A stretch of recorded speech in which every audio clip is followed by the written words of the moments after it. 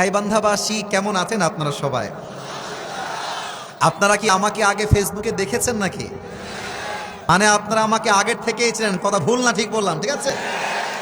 গাইবান্ধায় গত বছর একটা দিনের বেলা প্রোগ্রাম করেছিলাম।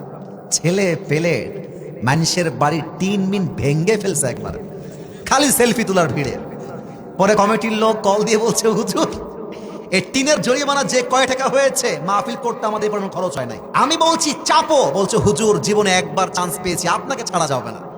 হুমকি দিচ্ছে আমাকে রীতিমতো সেলফি তোলার জন্য। তো তখন আমি বুঝতে পারলাম যে গলার সাউন্ড দেখেছি গাইবান্ধার মাটিতে আমি।